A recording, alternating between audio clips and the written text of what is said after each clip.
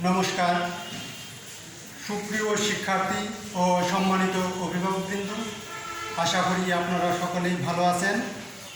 আমিও ভালো আছি। আপনারা সকলেই অবগত আছেন, কোভিড-19 কারণে নিয়মিত পাঠদান কার্যক্রম বন্ধ রয়েছে। এরপর থেকে অনলাইন পাঠদান কার্যক্রম চলমান রয়েছে। তারই ধারাবাহিকতায় আজকের এই পাঠ। আশা করি আপনারা সকলেই আজকে অনলাইন ক্লাসে যুক্ত থাকবেন। তাহলে যাওয়া যাক আজকের পাঠে। আজকের অনলাইন ক্লাসে আপনাদেরকে স্বাগতম জানাচ্ছি। আমি নির্মল রাজবংশী, সহকারী শিক্ষক, গণিত, রিসোর্স টিচার সেসি, উখিয়া বহুমুখী সরকারি উচ্চ বিদ্যালয়, উখিয়া, কক্সবাজার। আজকের বিষয় গণিত, শ্রেণী নবম ও দশম, অধ্যায় 17, পরিসংখ্যান।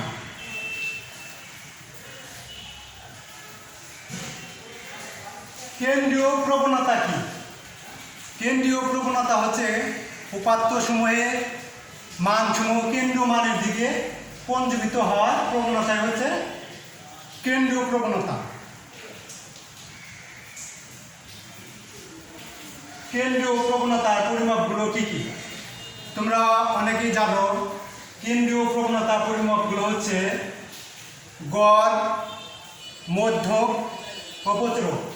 গড়, মধ্যক ও প্রচুরক হচ্ছে কেন্দ্রীয় প্রবণতার পরিমাপগুলো। মনিটরে আমরা কয়েকটি পুতুল দেখতে পাচ্ছি।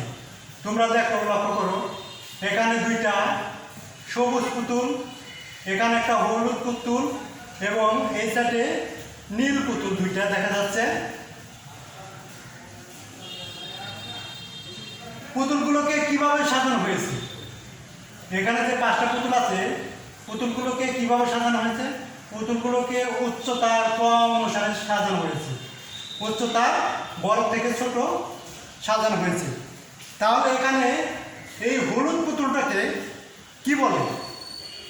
এখানে যে একটা হলুদ পুতুল আছে, এই হলুদ পুতুলটাকে কি বলে? তোমরা দেখো, লক্ষ্য করো যে এখানে দুইটা পুতুল, এদিকেও আছে দুইটা পুতুল। তাহলে এটা কি? এটা আছে মাঝখানে।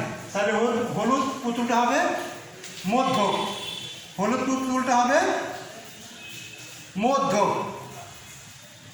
তাহলে তোমরা দেখতে পাচ্ছ হলুদ যে পুতুলটা, এটা হচ্ছে এখানকার মধ্যে মধ্যক।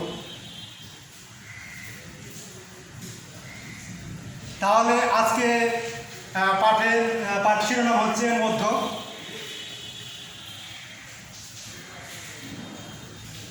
এই পাঠ শেষে শিক্ষার্থীরা 1 নম্বরে মধ্যক কি তা বলতে পারবে। 2, ভিন্নস্ত উপাত্তের মধ্যক নির্ণয় সূত্র ব্যাখ্যা করতে পারবে। 3, ভিন্নস্ত উপাত্ত থেকে মধ্যক নির্ণয় করতে পারবে।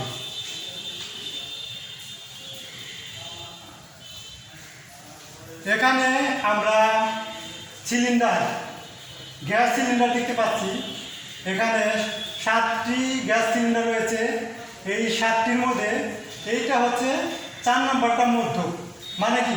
উপাত্তগুলোকে মানের ক্রম অনুসারে সাজালে মধ্যক হলো সংগৃহীত পাত্রের মধ্যমান। তাহলে এখানে যে 7টি সিলিন্ডার আছে, এই যে 4 নম্বরটা যে আমরা মধ্যক বলতেছি, উপাত্তের সংগৃহীত পাত্রের মধ্যমান। এদিক থেকেও 3টা বাদ, এদিক থেকে 3টা বাদ দিলে মাঝখানে দিয়ে আমরা একটা দেখতে পাচ্ছি 4 নম্বরটা হচ্ছে মধ্যক। প্রদত্ত উপাত্তসমূহ মানে ক্রম অনুসারে সাজালে যে মান উপাত্তগুলোকে সমান 2 ভাগে ভাগ করে তাকে মধ্যক বলি। যে এখানে যে আমরা উপাত্ত দেখতে পাচ্ছি 7টি, এইটা মধ্যম। কারণ মধ্যক উভয় পক্ষ থেকে যদি আমরা 3টা বাদ দিই সমান 2 ভাগে, তাহলে তখন এই 4 নম্বরটা মধ্যক এসে, এটা এখানে বলা হয়েছে। এখানে কয়েকটি উপাত্তগুলোকে মানের ক্রম অনুসারে সাজিয়ে পাই। এখানে কয়েকটা উপাত্ত আছে, এগুলোকে আমরা ছোট থেকে বড় অথবা বড় থেকে ছোট সাজাবো। সাজালে আমরা দেখতে পাই যে এখানে 6, 7, 8, 9, 10, 12, 13, 14, 15। এখন আমরা যদি উভয় পক্ষ থেকে সমান সমান সংখ্যক জিনিস বাদ দিই তাহলে আমরা কি দেখতে পাবো? বাদ দিলে পরে এদিক থেকে 4টা এদিক থেকে 4টা বাদ দিলে যে এখানে 10 রয়েছে, এই 10 হচ্ছে এখানকার মধ্যক। তাহলে এখানে মধ্যক হচ্ছে 10। আবার এখানে এই উপাত্তগুলোকে যদি আমরা মানের ক্রম অনুসারে সাজিয়ে পাই, এখানে দেখো তোমরা 6, 7, 8, 9, 10, 11, 12, 13, 14, 15। এখন উভয় পক্ষে যদি আমরা সমান সংখ্যক বাদ দিই তখন এই দুইটা থেকে যায়, তখন এই মধ্যক হবে কি এই দুইটা যোগ করে 2 দ্বারা ভাগ হবে এটা মধ্যক। তাহলে আমরা 10 আর 11কে যদি যোগ করে 2টা ভাগ করি তাহলে 10.5 হবে মধ্যক। এটার মধ্যক হবে 10.5। যদি n সংখ্যক উপাত্ত থাকে এবং n যদি বিজোড় সংখ্যা হয় তবে উপাত্তগুলোর মধ্যক হবে n+1/2 তম পদের মান। আর n যদি জোড় সংখ্যা হয় তবে মধ্যক হবে n/2 তম ও n/2 + 1 তম পদের দুইটি সাংখ্যিক মানের গড়, অর্থাৎ মধ্যক n/2 তম পদ প্লাস n/2 + 1 তম পদ ভাগ 2। তাহলে জোড় যদি থাকে তাহলে মধ্যক নির্ণয় সূত্র একরকম, আর যদি বিজোড় থাকে তাহলে মধ্যক নির্ণয় সূত্র হবে ভিন্ন রকম।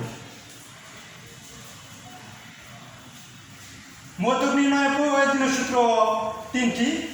এখানে n যদি বিজোড় হয় তাহলে মধ্যক হবে n+1/2 তম পদ, আর 2 n জোড় হলে পরে মধ্যক হবে n/2 তম পদ প্লাস n/2 + 1 তম পদ ভাগ হবে 2।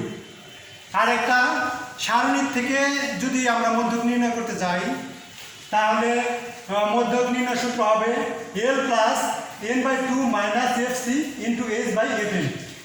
এখানে এটা আমরা সারণীর থেকে যখন নাকি মধ্যক নির্ণয় করব তখন এই সূত্রটা আমাদের লাগবে, যেখানে এই যে l হচ্ছে মধ্যক শ্রেণীর নিম্ন সীমা, এলটা হবে মধ্যক শ্রেণীর নিম্ন সীমা।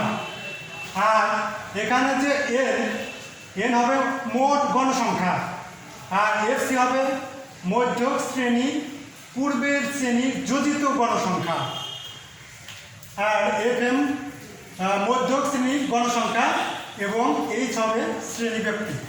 তাহলে যদি আমরা এই জিনিসগুলো ভালো করে বুঝতে পারি তাহলে আমাদের সারণী থেকে যে গড় নির্ণয় সেগুলো আমরা ভালোভাবে করতে পারবো। এই জিনিসটা আমাদের আগে ভালো করে বুঝতে হবে কোনটা কি, তাহলে আমরা এই সারণী থেকে যে মধ্যক সেগুলো নির্ণয় করতে পারবো। এখন আমরা সারণী থেকে মধ্যক নির্ণয় করব। এখানে ওজন দেওয়া আছে, গণসংখ্যা দেওয়া আছে, তাহলে সারণী থেকে মধ্যক নির্ণয় গণসংখ্যা নিবেশন সারণী নিম্নরূপ হবে। এখানে ওজন দেওয়া আছে, গণসংখ্যা দেওয়া আছে, এখানে প্রথম 2, তারপরে 6, 8, 16, 12, 6 এরকম আমরা গণসংখ্যা বসাইছি। আর ক্রমযোজিত গণসংখ্যা হবে কি? ক্রমযোজিত গণসংখ্যা হবে প্রথমে 2, তারপর 2 এর সাথে 6 যোগ হবে, যেটা হবে সেটা হবে ক্রমযোজিত গণসংখ্যা। তোমরা একটু দেখো ক্রমযোজিত গণসংখ্যা প্রথমে কি 2, তারপর 2 এর সাথে 6 যোগ হয়েছে 8, 8 যোগ করে পড়া হবে এখানে 16। এরকমভাবে প্রত্যেকটা আমরা গণসংখ্যা ক্রমযোজিত গণসংখ্যা সারণী বের করতে পারি।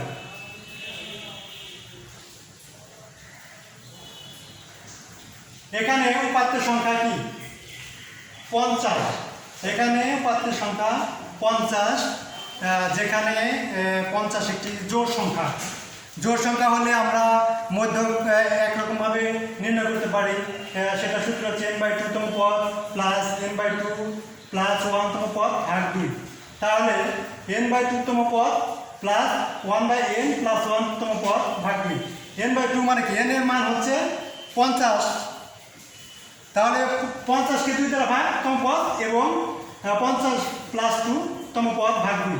তাহলে 25 এবং 26 তম পদ কে আমরা 2 দ্বারা ভাগ করব, যোগ করি। তাহলে এখানে দেখো তোমরা 25 তম পদ কত আছে? এখানে 24, 25 তম পদ আছে 60 এবং 26 তম পদ কত আছে? 60। তাহলে 25তম পদ 60 প্লাস 26তম পদ হবে 60, মানে 60 যোগ 60 কে 2 দ্বারা আমরা ভাগ করবো, যেটা ফল হবে সেটা হবে মধ্যক। এখানে তোমরা দেখো 25তম পদ আছে 60, 26তম পদ 60, তাহলে এখানে যদি আমরা 60 আর 60 যোগ করি 120 হবে, 120কে 2 দ্বারা ভাগ করলে পরে এখানে মধ্যক হবে 60, তাহলে নির্ণয় মধ্যক হবে 60।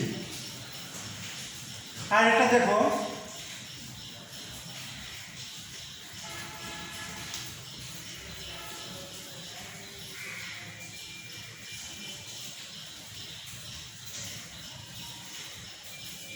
ক্রমযোজিত গড় সংখ্যা আমরা ওই রকমভাবে নির্ণয় করব। প্রথমে 3, তারপর 3 এর সাথে 6 যোগ, যেটা হবে 9, 9 এর সাথে 11 যোগ, যেটা হবে তার সাথে এরকমভাবে থাকলে এখানে n = 30। সেখানে কি ক্রমযোজিত গড় সংখ্যা হচ্ছে 30, মোট গড় সংখ্যা হচ্ছে 30, 30 যা একটি জোড় সংখ্যা। তাহলে এটা আমরা কি সূত্র দিয়ে আমরা যদি করি, এখানে মোট গড় সংখ্যা n হচ্ছে 30, n/2 হচ্ছে কি 30কে 2 দ্বারা ভাগ করলে পরে 15, এই 15তম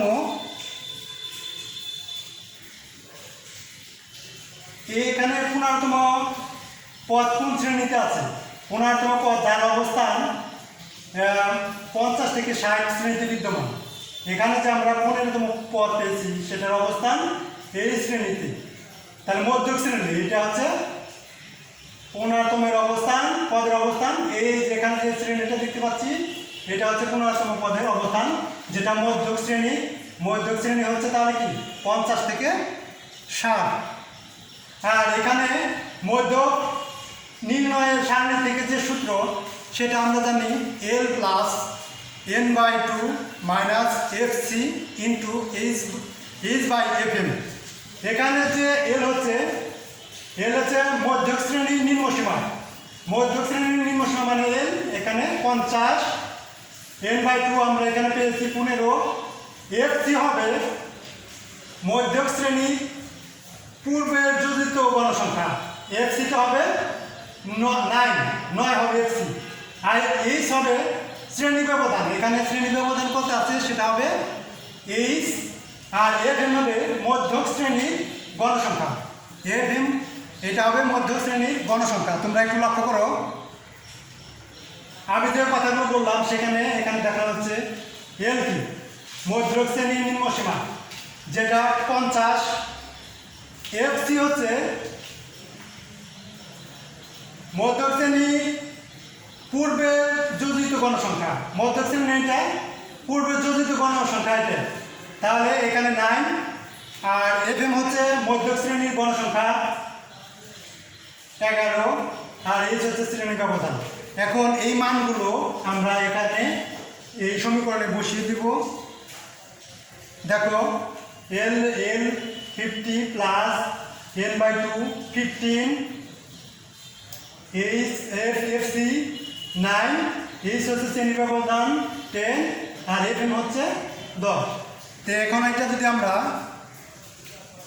ক্যালকুলেশন করি, এখানে 50 15 থেকে 9 বাদ গেলে 6 ইন্টু 10/11, এটাকে যদি আমরা ক্যালকুলেশন করি তাহলে 50 প্লাস 60/11, এটাকে যদি আমরা ভাগ করি তাহলে কি 5.4545, তাহলে 50 প্লাস 5.4545 এটাকে আমরা যোগ করলে 55.4545, এটা হবে কি মধ্যক। তাহলে নির্ণয় মধ্যক হবে 55.4545। আশা করি তোমরা বুঝতে পারছো। এরপরেও যদি কোনো সমস্যা থাকে পরবর্তী ক্লাসে আমাকে বলবে, আমি তোমাদেরকে বিস্তারিতভাবে বোঝানোর চেষ্টা করব। এখন তোমাদের একটা বাড়ির কাজ দেব। তোমরা দেখো গণসংখ্যা সারণী থেকে মধ্যক নির্ণয় করো। শ্রেণী ব্যক্তি দেওয়া আছে এবং গণসংখ্যা দেওয়া আছে। এই অঙ্কটি যদি তোমরা ওই সূত্রটা যদি ভালো করে বুঝতে পারো তাহলে তোমরা অবশ্যই এটা করতে তোমাদের কোনো সমস্যা হবে না। আশা করি তোমরা এটা করতে পারবে। আমার সাথে শেষ পর্যন্ত অনলাইন ক্লাসে যুক্ত থাকার জন্য আপনাদের সকলকে ধন্যবাদ জানাচ্ছি। আপনারা সকলেই অবগত আছেন করোনা ভাইরাস সংক্রমণের হার দিন দিন বৃদ্ধি পাচ্ছে। সেজন্য কোনো কারণে আমাদের যদি ঘরে বাইরে যেতে হয় তাহলে আমরা অবশ্যই মাস্ক পরিধান করব, নিজে সুস্থ থাকব তথা পরিবারকে সুস্থ রাখব। পরিশেষে আপনাদের সকলের সুস্বাস্থ্য ও দীর্ঘায়ু কামনা করছি। আপনারা ভালো থাকুন, সুস্থ ও নিরাপদ থাকুন আজ, কাল এবং প্রতিদিন। ধন্যবাদ সকলকে।